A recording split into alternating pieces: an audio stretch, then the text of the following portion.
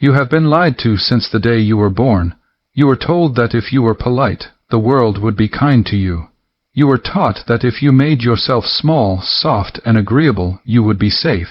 You were trained to believe that nice is a virtue and that accommodating is a strength. But look around you. Look at your life right now. Who gets the promotion? The one who asked for permission or the one who took the lead? Who gets the respect? The one who smiled and agreed or the one who said no without flinching? Here is the brutal reality that your parents, your teachers, and society were too afraid to tell you. Politeness is often just a socially acceptable word for submission. When you are overly polite, you are not being good. You are signaling to every predator, every manipulator, and every competitor in the room that you are prey. You are broadcasting loudly that your needs are secondary. Your time is cheap and your boundaries are negotiable. You think you are keeping the peace. In reality, you are destroying your reputation. You are eroding your authority and you are training people subconsciously to treat you like a doormat. If you have ever felt ignored, talked over, or undervalued, it is not because you aren't talented. It is because your behavior is betraying you. What we are about to dismantle are 7 specific habits. Tiny microscopic behaviors that you do every single day without thinking. You do them in emails. You do them in meetings. You do them when you order coffee. You think these habits make you look professional. You think they make you look like a team player. They don't. They are destroying your reputation faster than any scandal ever could. They are draining your status leak by leak until there is nothing left but a shell that people feel comfortable ignoring. If you can eliminate just 3 of these habits, the way people look at you will change overnight. They won't know why. They won't be able to put a finger on it, but they will feel a shift in the air pressure when you walk into the room. But be warned, this is not about becoming a jerk. This is not about becoming a villain. It is about something far more dangerous. It is about becoming real. And for a society addicted to fake pleasantries, nothing is more terrifying than a person who no longer feels the need to pretend. Let's begin the surgery. Habit 1, the apology reflex. If someone bumps into you on the street, what is the first word out of your mouth? Sorry. If the waiter brings you the wrong order and you have to send it back, how do you start that sentence? Sorry, but if you need to ask a question in a meeting, do you say sorry to interrupt? Stop it. You are bleeding power. You think you are being polite. You think you are diffusing tension. But what you are actually doing is broadcasting a signal of total inferiority. In the animal kingdom, when a wolf exposes its throat to the pack leader, it is an act of survival. It is saying, I am no threat. Do not hurt me. When you apologize for things that are not your fault, for existing, for taking up time, for requiring space, you are exposing your throat. You are training the world to view you as a burden. Think about the economics of language. An apology is an admission of guilt. It is a debt you pay to balance the scales of social interaction. But if you apologize when you are not guilty, you are paying a debt you do not owe. And inflation hits your reputation hard. If you are sorry for the rain, sorry for the traffic, and sorry for asking a question, your sorry loses all value. So when you actually make a mistake, a real consequential error, and you apologize, it means nothing. You have already spent your apology budget on someone stepping on your toe. This behavior stems from a deep, seated fear of conflict. It is a fawn response. You are trying to preemptively smooth over any potential aggression from the other person by lowering your own status. But here is the dark psychological reality. People do not respect those who lower themselves. They despise them. There is a concept in psychology called dominance complementarity. If you act submissive, the other person's brain is wired to instinctively act dominant. By apologizing, you are forcing the other person to look down on you. You are handing them the whip, the fix. Flip the script. Do not apologize for a negative. Thank them for a positive. Instead of saying, sorry I'm late, say, thank you for your patience. Do you feel the difference? Sorry I'm late frames you as a failure who needs forgiveness. Thank you for your patience frames you as a person of value worth waiting for, and it frames them as a generous person for waiting. It is a power move wrapped in gratitude. Instead of saying sorry to bother you, say thank you for making time. Stop apologizing for taking up oxygen. The only time you should say sorry is when you have actually harmed someone. For everything else, silence is better than submission. Habit 2, the submission smile. Here is a scenario. Your boss is criticizing you unfairly, or a client is making a rude out-of-line comment, or someone is cutting you in line. You feel the anger rising in your chest. You feel the injustice, but what is your face doing? You are smiling. A tight, nervous plastic smile. This is the #1 killer of reputation, and you are likely doing it subconsciously. Why do we smile when we are uncomfortable? Why do we grin when we are being disrespected? It is the fawn response. Again, in evolutionary psychology, this is a defense mechanism. Primate baring their teeth. When a chimp is terrified of a larger male, it pulls its lips back to show its teeth. It's a grimace of fear. It signals, I am harmless, I am friendly. Please don't kill me. When you smile while being insulted, you are signaling to the aggressor's reptile brain that you accept their dominance. You are telling them that their bad behavior is acceptable. You are rewarding them for hurting you. Think about how twisted that is. You are training people to treat you poorly by rewarding them with a smile every time they do it. It creates a cognitive dissonance in the viewer. They see your eyes, which are fearful or angry, and your mouth, which is smiling. This makes you look untrustworthy. It makes you look weak. A leader's face matches the situation. Congruence is power. If the situation is serious, your face should be serious. If the situation is disrespectful, your face should be cold. The fix: you must reclaim your face. The next time someone is rude to you or says something out of line, do not smile. Do not get angry. Anger is a reaction, and reaction is weakness. Do the deadpan stare. Relax your facial muscles. Look them directly in the eyes and do nothing. Say nothing. Let the silence stretch out. By removing the emotional reaction, you force the other person to sit in the uncomfortable silence of their own rudeness. You mirror their aggression with a void. You will see them squirm. They will stutter. They will try to fill the silence because they realize their attack didn't land. They expected a nervous smile. You gave them a stone wall. That is the moment the power dynamic shifts. Stop smiling when you aren't happy. It confuses your allies and emboldens your enemies. Habit 3. The oversharing justification. You have been asked to do a favor you don't want to do, or you missed a deadline, or you are declining an invitation. You say no, but you don't stop there. You launch into a monologue. I can't come because my cat is sick, and then my car broke down, and honestly, I've just been so overwhelmed lately with this project. You are vomiting words. You are over-explaining.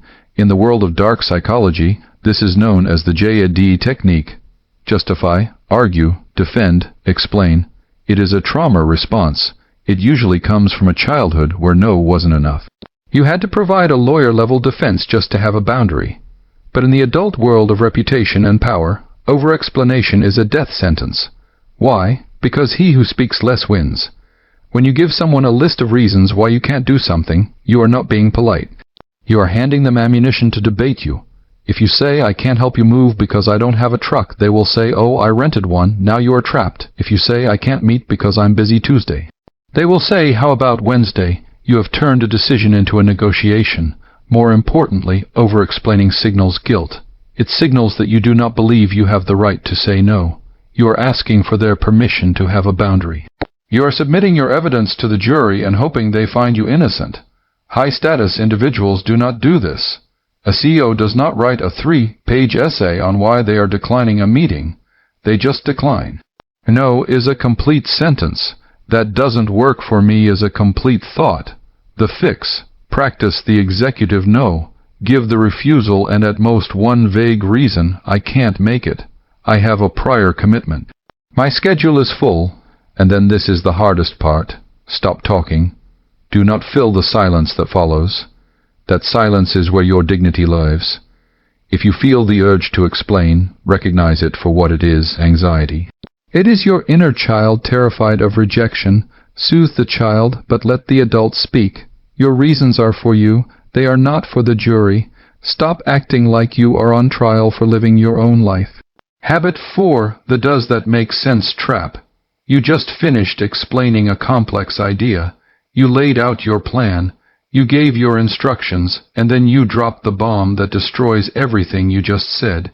Does that make sense? You think you are being considerate. You think you are checking for understanding. You aren't. You are insulting yourself and you are insulting your listener. Let's break down the subtext of this phrase. Subtext: A. I am a terrible communicator who cannot string a coherent sentence together. So, I need to check if you understood my gibberish. Subtext: B. I think you are stupid and might not have the cognitive capacity to grasp my basic concepts. It is a lose-lose situation wrapped in a polite question. Psychologists call this assurance-seeking. It is a verbal tic that reveals deep insecurity. You are not asking if the content makes sense. You are asking if you are making sense. You are begging for validation.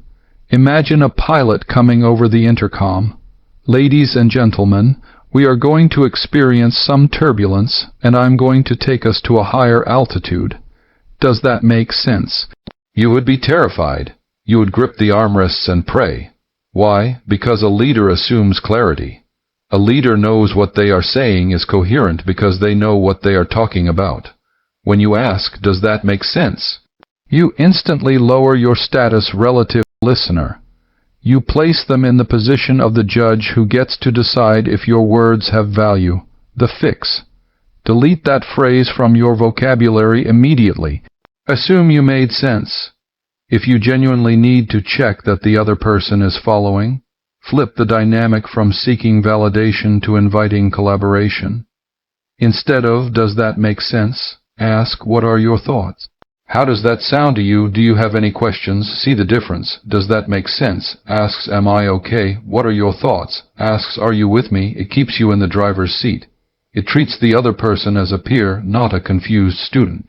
And it treats you as an authority, not a nervous amateur. Trust your voice. If they didn't understand, let them take the responsibility to ask. Habit 5. The yes addiction. Pathological agreeableness. We live in a culture that glorifies the yes man. The person who is always available, always down, always ready to help. You think being the person makes you indispensable. Actually, it makes you invisible. It is basic economics, supply and demand. If the supply of your time is infinite, if you say yes to every coffee chat, every extra project, every favor, the value of your time drops to zero. Scarcity creates value. Gold is valuable because it is rare.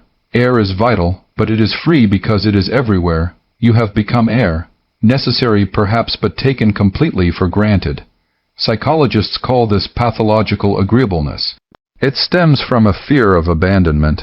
You believe that if you say no, people will stop liking you. You believe your utility is the only reason people keep you around, so you become a resource to be mined. And the dark reality is that this breeds hidden resentment. You say yes with your mouth, but your soul screams no. That cognitive dissonance rots you from the inside out. You become bitter. You become passive-aggressive. And people can smell that fake enthusiasm from miles away. Even worse, humans respect boundaries more than they respect compliance. Think about the people you respect most. Are they the ones who bend over backward for everyone, or are they the ones who have a clear mission and protect their time fiercely? The person who says, I can't do that right now, I'm focused on X, is viewed as a high-value professional with priorities. The person who says sure to everything is viewed as a pushover with no direction. You teach people how to treat you. If you never say no, you are teaching them that your needs do not exist. You are teaching them that you are an NPC non-player character in their video game just waiting around to facilitate their quest, the fix. You must manufacture scarcity. Even if you are free, do not always be available. Pause before you agree. Check your internal compass. Let me check my schedule and get back to you. That phrase alone buys you power. It signals that your time is accounted for, that your life has structure. Start saying no to the small things. so you have the energy to say yes to the big things. Stop setting yourself on fire just to keep other people warm. They won't mourn your ashes. They'll just look for another log to burn. Habit 6. The just virus, linguistic castration. Let's look at your inbox. Let's look at your text messages. Search for the word just. I just wanted to check in. I just have a little question. I'm just following up. This tiny 4-letter word is the most destructive virus in the English language. It is the verbal equivalent of walking into a room with a kick me sign taped to your forehead. Why do we use it? We use it to soften the blow. We use it to make ourselves smaller so we don't appear aggressive. I just wanted to ask translates psychologically to I know my existence is an annoyance to you, so I'm going to minimize my request to the absolute microscopic level so you don't get mad at me. This is what linguists call hedging. It is a protective shield used by people who are terrified of their own authority. But here is the irony. When you use qualifiers like just, sort of, kind of, or maybe, you signal to the listener's primal brain that you do not believe in what you are saying. And if you don't believe it, why should they? If a surgeon walked in before your operation and said, I'm just going to sort of try to fix your heart today, you would run. You want a surgeon who says, I am going to fix your heart. Certainty is safety. Ambiguity is danger. When you hedge, you are not being polite. You are being unsafe. You are making the people around you anxious because they can't feel your backbone. Psychologically, humans naturally value confidence over competence. It is a nasty cognitive bias, but it is real. When you minimize your speech, people subconsciously assume your value is minimal too. You are framing your request as a burden before they even hear it. The fix: go on a just detox for the next 7 days. Delete the word just from every email and text before you hit send. It will feel aggressive. It will feel rude. You will type, I am checking in on the report, and your brain will scream too harsh and adjust. Resist that scream, I am checking in on the report. It is not rude, it is clear. I have a question, it is not demanding. It is a statement of fact. Leaders do not just want a moment. They take it because they know they matter. Stop apologizing for your own intent. Habit 7. The self-roast ritual. This is the final nail in the coffin, and it is the one you think makes you charming. You make fun of yourself. Oh, I'm such a disaster today. I'm terrible at math, don't ask me. I'm a total mess. You think self-deprecation makes you sound humble. You think it makes you relatable and approachable. You think it makes you one of the guys. You are wrong. It makes you look like a liability. There are 2 dark psychological mechanisms at play here. First is confirmation bias. The human brain is lazy. It doesn't want to do the hard work of evaluating you from scratch every day. It looks for shortcuts. When you tell people, I am disorganized, you are giving them the label to slap onto your file. Once you label yourself, the people around you subconsciously start filtering your actions to match that label. If you drop a pen, they think, see, he said he was a disaster. If you do something great, they ignore it because it doesn't fit the label. You are actively marketing your own incompetence. Stop doing the opposition's research for them. The second mechanism is forced emotional labor. This is the part that is actually rude. When you insult yourself, I look so ugly today, you force the listener into an awkward social contract. Social norms dictate that they have to disagree with you. They have to say, no, you look great. You aren't being modest. You are fishing for validation. You are trapping your friends and colleagues in a script where they have to perform unpaid emotional labor to fix your insecurity. It is exhausting to be around someone who constantly trashes themselves. Eventually, they will stop arguing with you. Eventually, when you say, I'm a mess, they will just nod. And that is the day your reputation dies. The fix: kill the self-roast. If you make a mistake, own it, fix it, and move on. Do not turn it into a character trait. I made an error on the spreadsheet. Here is the corrected version. Not I'm so stupid I always mess up numbers. Separate the behavior from the identity. And if you want to be humble by highlighting others, not by debasing yourself. True humility is not thinking less of yourself. It is thinking of yourself less. So why do we do this? Why do we apologize, smile, hedge, and roast ourselves into oblivion? Because we are terrified of our own shadow. Machiavelli understood this dynamic in the theater of power. The Swiss psychiatrist Carl Jung taught that every human being has a shadow, the part of the psyche that contains our aggression, our power, our selfishness, and our capacity for danger. From a young age, you were taught that your shadow was bad. You were taught that anger is bad, that selfishness is bad, that disagreement is bad. So you repressed it. You cut off 50% of your psyche and locked it in the basement. You became the nice person. But here is the profound, uncomfortable truth that no self-help book will tell you. You cannot be a good person if you are not capable of being a dangerous person. If you are harmless, if you are incapable of saying no, incapable of conflict, incapable of defending yourself, you are not virtuous. You are just weak.